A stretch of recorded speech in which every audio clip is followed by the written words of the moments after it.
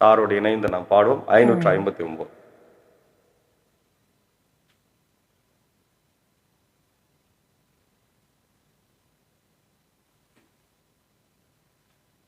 துதித்து பாடிட பாத்திரமே துங்கவன் இயேசுவின் நாமமதே.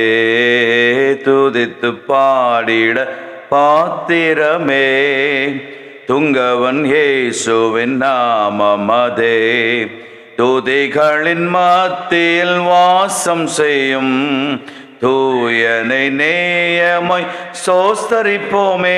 அற்புதமே அவர் நடத்துதலே, ஆனந்தமே பரமானந்தமே, நன்றியால் உள்ளமே மிக பொங்கிடுதே.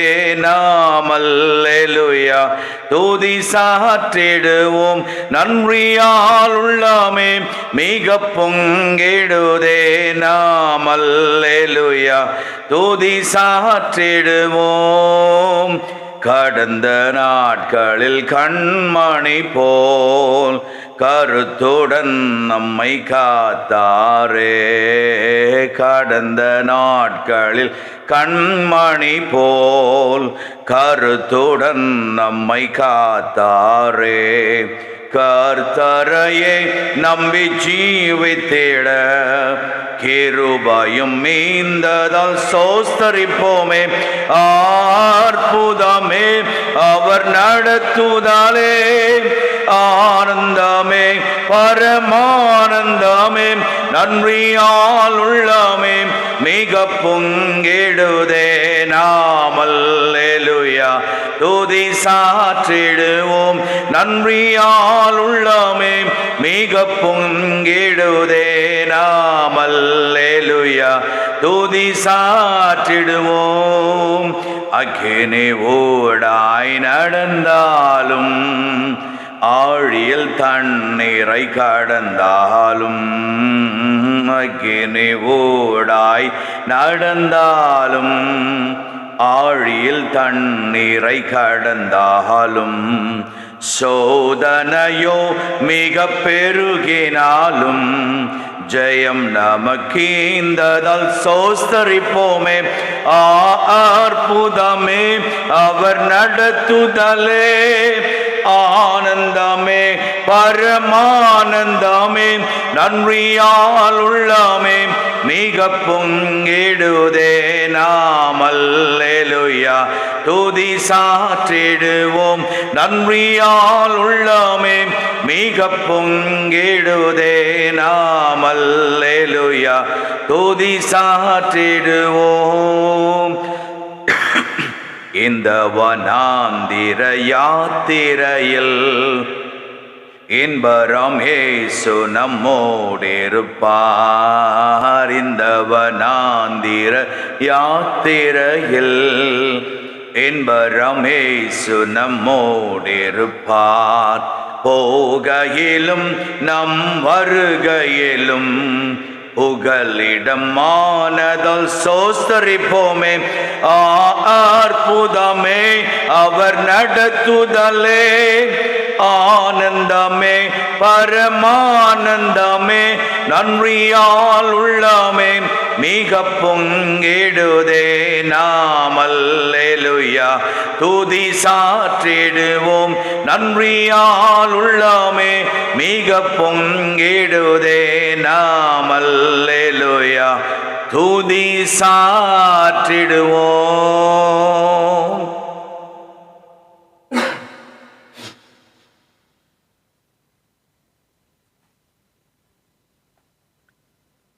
ஆண்டவராகிய கிறிஸ்து இயேசுக்குள் மிகவும் அதிகமாய் நேசிக்கப்படுகின்றவர்களே, மீண்டுமாக இந்த காலை வேளையிலே இந்த காணொளி வழியாய் உங்கள் யாவரையும் சந்திப்பதிலே மிகுந்த மகிழ்ச்சி அடைகிறோம். இந்த நாளிலும் வாசித்து தியானிக்கும்படியாக தெரிந்து கொண்ட வேத பகுதி அது 1 பேதுரு 3ஆம் அதிகாரம் வசனங்கள் 12 முதல் வசனங்கள் 22 வரை உள்ள பகுதிகளை நாம் படிக்க கேட்டு நாம் தியானிப்போம்.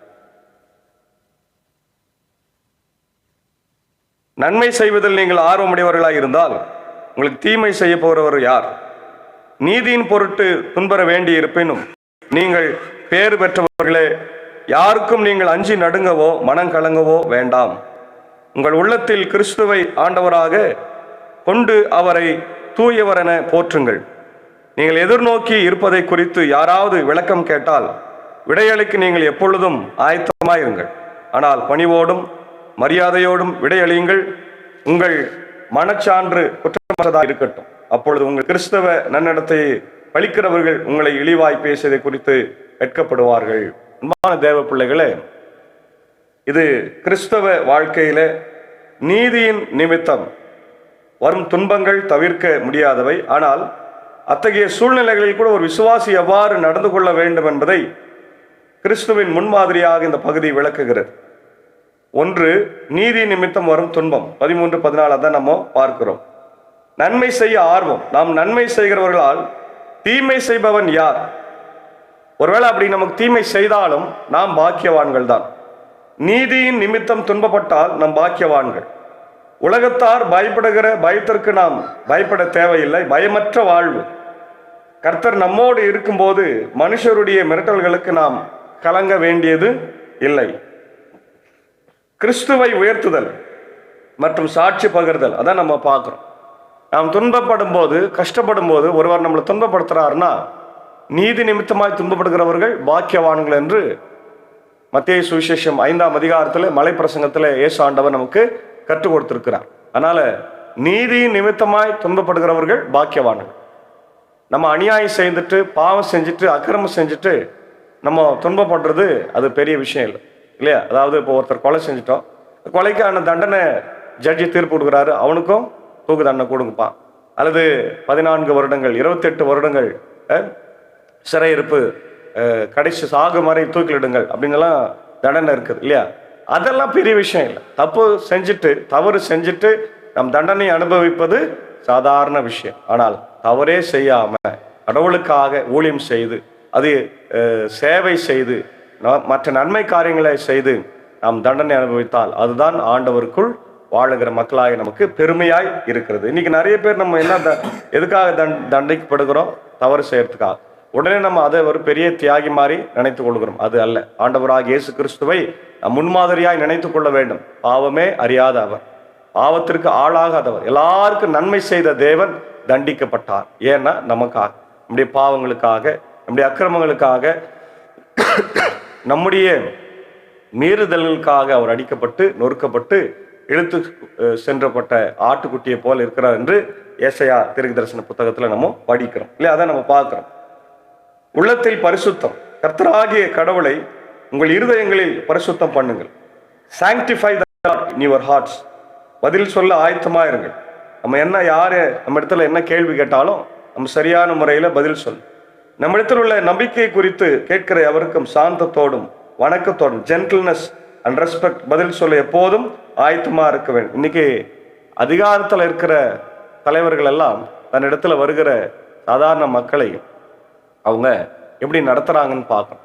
அவங்ககிட்ட பதில் கேட்கும்போது, நான் ஏன் உனக்கு சொல்லணும், நீ என்னத்துக்கு வந்த, ஏன் வந்த, எதுக்கு வந்த அப்படின்லாம். இன்னைக்கு ஆயர்களே பொறுப்பில் இருக்கிறவங்க பதில் சொல்ல அவங்க தயங்குகிறாங்க. ஆகவே அன்பான தேவ பிள்ளைகளே, பதில் ஒழுங்கா சொல்லணும், ஜென்டில்னஸா சொல்லணும், இல்லையா? ஜென்டில்னஸ் அண்ட் ரெஸ்பெக்ட் அது நமக்கு வேண்டும், இல்லையா? அதே நேரத்தில் விசுவாசத்தோடு நீ நடந்து கொள்ள வேண்டும். நீ ஆண்டவருடைய பிள்ளையா இருக்கிற, நீ பிஷப்பா இருக்கலாம், பிரசிடென்டா இருக்கலாம், யாருன்னா இருக்கலாம். ஆனால் ஆண்டவருடைய பிள்ளை என்பதை, கிறிஸ்தவன் என்பதை மறந்துடாத. அதுக்கப்புறம் தான் அவனுடைய பதவி அதெல்லாம், இல்லையா? இன்னைக்கு நான் தான் எல்லாம் சொன்னவெல்லாம் ஒண்ணுமே இல்லாம ஆயிட்டு இருக்கிறான். அதனால நாம் ஒழுங்கா தெளிவா ஆண்டவருக்கு பயந்து நம்ம இடத்துல கொடுக்கப்பட்ட பொறுப்பை சரியாக செய்யணும். குடும்ப தலைவனா இருந்தாலும் சரி, குடும்ப தலைவியா இருந்தாலும் சரி, திருச்சபை பொறுப்பாளர்களாக இருந்தாலும் சரி, சபை பொறுப்பாளர்களாக இருந்தாலும் சரி, இல்லையா? ஐஎல்சி அல்லது மற்றபடி எல்லா பொறுப்பில் இருக்கிறவங்க யாரா இருந்தாலும் சரி, ஆண்டவருக்கு பயந்து உண்மையாய் பணியாற்ற வேண்டும். இல்லை, அறிவுபூர்வமான விசுவாசம். நமது விசுவாசத்திற்கு ஒரு காரணம் இருக்க வேண்டும். நல் மனசாட்சியின் முக்கியத்துவம். குற்றமற்ற மனசாட்சி. கிறிஸ்துவின் மேல் நாம் வைத்திருக்கும் நன்னடக்கையை தூஷிக்கிறவர்கள் வெட்கப்படும்படி நல் மனசாட்சி உடையவர்களாக இருக்க வேண்டும். பார்த்தீங்களா? நம்ம மேல அவன் குற்றம் சாட்டுறதுக்கே வெட்கப்படணுமா? அந்த அளவுக்கு நம்ம நல்லவர்களா நடக்கணும். அப்போ நீதி நிமித்தம் துன்பப்படுகிறவர்கள் பாக்கியவான்கள் என்று சொல்லப்பட்டிருக்கிற வார்த்தையின்படி நாம் நீதி நிமித்தம் துன்பப்படுகிற மக்களாக இருக்க வேண்டும். தேவ சித்தம் என்ன? தீமை செய்து துன்பப்படுவதை விட தேவனுக்கு சித்தமானால் நன்மை செய்து துன்பப்படுவதே மேலானது. கிறிஸ்துவின் முன்மாதிரி மற்றும் வெற்றி பரிகார பலி கிறிஸ்துவும் நம்மை தேவனிடத்தில் சேர்க்கும்படி நீதியுள்ளவர் அநீதியுள்ளவர்களுக்கு அவர் ஒரே ஒரு முறை பலியிடப்பட்டார். ஆவியிலே உயிர்ப்பிக்கப்பட்டார். மாம்சத்திலே கொலை உண்டு ஆவியிலே உயிர்ப்பிக்கப்பட்டார். நோவாவின் காலத்திலே அவர் போய் பிரசங்கம் பண்ணாரு. பெருவெள்ளம் 8 பேரை மட்டும் அவர் ரட்சித்தாரு. மீது எல்லாரும் அவர் பண்ணார். இது அழுக்கை நீக்குவது இல்லையா? அடுத்து சொல்றாரு ஞான ஸ்நானம். இதெல்லாம் நிலையில அவர் காவலில் இருந்த ஆவியலிடம் போய் தம் செய்தியை அறிவித்தார். நோவா பேழை செய்து கொண்டிருந்த நாட்களில் பொறுமையோடு காத்து கொண்டிருந்த கடவுளை அந்த ஆவிகள் ஏற்றுக்கொள்ளவில்லை. சிலர், அதாவது 8 பேர் மட்டும் அந்த பேழையிலே தண்ணீர் வழியாய் காப்பாற்றப்பட்டார்கள். அந்த தண்ணீரானது திருமுழுக்கிற்கு முன்னடையாளமாய் திருமுழுக்கு அழுக்கை போக்கும் செயலாக அது காணப்படுகிறதாக இருக்கிறது. அதான் நம்ம பார்க்க. அப்போ அந்த அழுக்கை நீக்குவதற்கான வாழ்க்கை நம்முடைய வாழ்க்கையாக இருக்கும். நல்ல மனசான்றோடு கடவுளுக்கு நாம் வாக்குறுதி, அவர் தருகிற வாக்குறுதியில இயல்பாக கிறிஸ்துவின் உயிர்த்தெழுதல் வழியாக இப்போது உங்களுக்கு மீட்பு அளிக்கப்படுகிறது. அவர் வான தூதர்களையும் அதிகாரங்களையும் வல்லமைகளையும் தமக்கு பணிய வைத்து விண்ணுலகம் சென்று கடவுளின் வலப்பக்கத்தில் இருக்கிறார். ஆகவே அவருடைய உயிர்த்தெழுதலை பற்றி நம்ம பார்க்குறோம். நல்ல மெய்ப்பனாக இருந்து நம்மளுக்கு நல்ல வழி நடத்துகிறார் என்று பார்க்குறப்போ நாம் நீதியின் நிமித்தம் துன்பப்பட்டு நாம் ஆண்டவருடைய ஆசீர்வாதங்களை இந்த நாளில் பெற்றுக்கொள்ளணும். அதற்கு முன்னுதாரணமாக இருக்கிறவர் நம்முடைய ஆண்டவராகிய இயேசு கிறிஸ்து மாத்திரமே என்பதை மறந்து போக கூடாது. ஆகவே பிரியமான தேவ பிள்ளைகளை, யோபுவை நினைத்து கொள்ளுங்கள். யோபனுடைய வாழ்க்கையில பாருங்க, சாத்தான் வரான். யோபை பற்றி கடவுள்கிட்ட சொல்றான்.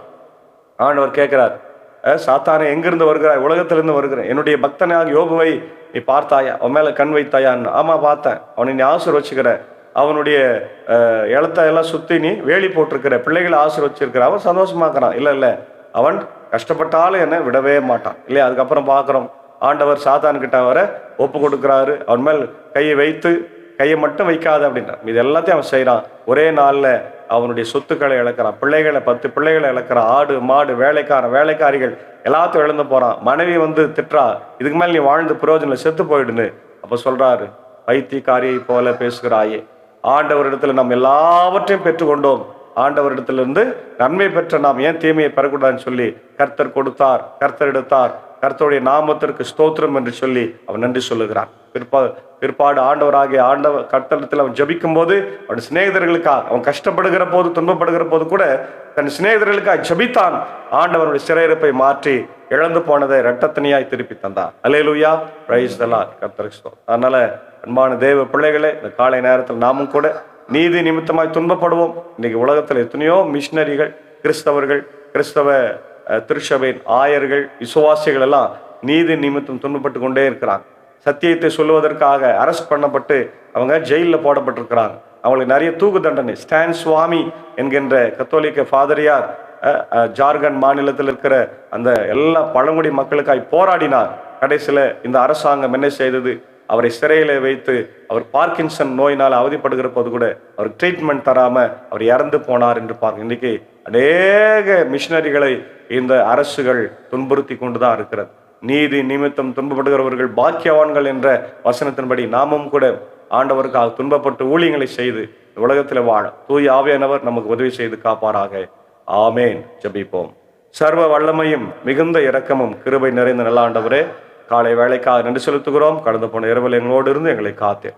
கேட்ட வசனத்துக்காக ஸ்தோத்திரம். ஆண்டவரின் நீதி நிமித்தம் நாங்கள் துன்பப்பட்டு இந்த உலகத்தில் உமக்காக ஊழியங்களை செய்கிற போது நீர் எங்களோடு கூட இருக்கிறீர்.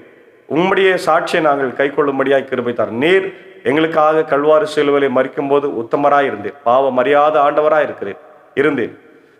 எங்களுக்காக பாவங்களை ஏற்றுக்கொண்டீர். அதை நாங்கள் நினைத்து இந்த உலகத்தில் ஆண்டவரே நாங்களும் கூட நீதி நிமித்தம் துன்பப்படவும் அதற்கு ஆயத்தப்படவும் கிருபை தார். வசனங்களை கேட்டுக்கொண்டிருக்கிற அகில உலகத்தில் இருக்கிற எல்லா மக்களையும் ஆசீர்வதியும் வழிநடத்தும். ஆண்டவரே, விசேஷமாக கேட்ட வசனத்தின்படி நாங்களும் உங்களுக்கு சாட்சியாய் வாழ கிருபை தார். நேரத்தில் இப்படி தமிழ்நாட்டுக்காக, இந்திய தேசத்திற்காக ஜெபிக்கிறோம். நல்ல தலைவர்களை தாரும் தந்திருக்கிறீர். ஆண்டவரே, அதை அவர்கள் யூட்டிலைஸ் பண்ண கிருபை தார். தமிழ்நாட்டுக்காக விசேஷமாக ஜெபிக்கிறோம். ஆண்டவர், நீ முதலமைச்சராக பொறுப்பேற்க போகிற ஆண்டவருக்கு தலைவர்களுக்காக ஜெபிக்கிறோம். நல்ல தலைவர்களாய் பொறுப்பேற்று தமிழ்நாட்டை நல்ல முறையில் ஆட்சி செய்ய கிருபை தார். என்னுடைய மத்திய அமைச்சரவைக்காக, ஆண்டவரே, ஆளுநருக்காக, ஜனாதிபதி, பிரதமருக்காக ஜெபிக்கிறோம். எங்களை நல்ல முறையில் ஆட்சி செய்யும். ஆண்டவர், கிறிஸ்தவ திருச்சபைகளுக்காய், ஸ்தாபனங்களுக்காய், பள்ளிக்கூடங்களுக்காய் மருத்துவமனைகளுக்காக ஜபிக்கிறோம். குறிப்பாக ஐஎல்சியினுடைய எல்லா திருச்சபைகள், ஆயர்கள், ஸ்தாபனங்கள், பள்ளிக்கூடங்கள், பெதஸ்தா மருத்துவமனைக்காக ஜபிக்கிறோம். பெருக்க முடியாத சூழ்நிலை தார். உலக நாடுகளுக்காக ஜபிக்கிறோம். அமைதி, சமாதான, சந்தோஷத்தார். ஆண்டவர், உக்ரைன் ரஷ்யா போர், இஸ்ரேல் ஈரான் போர்லாம் முடிந்தால் மட்டுமே நாங்கள் அமைதியாக இருக்க முடியும் ராஜா. ஆண்டவரே, ஆகவே எங்களை நீர் ஆண்டவரை மன்னித்து, என்னுடைய பாவங்கள் எல்லாம் மன்னித்து ஆண்டவரே இந்த புது வாழ்க்கையில் தர வேண்டுமா நான் ஜபிக்கிறோம். ஆண்டவர், உன் கிறிஸ்துவுக்கு இருந்தால் புது சிருஷ்டியா இருக்கிறான், பழையவள் எல்லாம் ஒளிந்து போய் என்று சொல்லியிருக்கிற வார்த்தைப்படி வாழ் கிருபை தார். இந்த ஊழியத்தில் இருக்கிற என்பர் சாரியும் ஏஞ்சாக்காவே அன்பான பிள்ளைகள் மாத்தால் மரியாதையும் சாரி அடியணி ஆசீர்வாதம் குறிப்பாய் என்பர் சார்க்கா ஜபிக்கிறோம். காலில் ஆண்டவரே காயம் ஏற்பட்டிருக்கிறது. நேற்று தினத்தில் பணியாற்றும் போது ஆண்டவர் திடீரென்று இந்த கேட்டில் ஆண்டவர் ஏற்பட்டிருக்கிற அந்த காயத்துக்காக ஜபிக்கிறோம். சீக்கிரமாய் குணமாகட்டும். தொடர்ந்து நம்முடைய ஊழியத்தையும் பணிகளையும் செய்ய கிருபை தார். அதே போல சாக்கோ சார்க்கா ஜபிக்கிறோம். குடும்பமாக பெங்களூர் சென்றிருக்கிறார். ஆண்டவர் பயணங்களை ஆண்டவர் வாய்க்கு செய்யும் ஆசீர்வாதம் பத்திரமாய் திரும்பி வர கிருபை தாரும். ஆண்டவர் தொடர்ந்து இப்படி ஊழியங்களை தொடரட்டும்.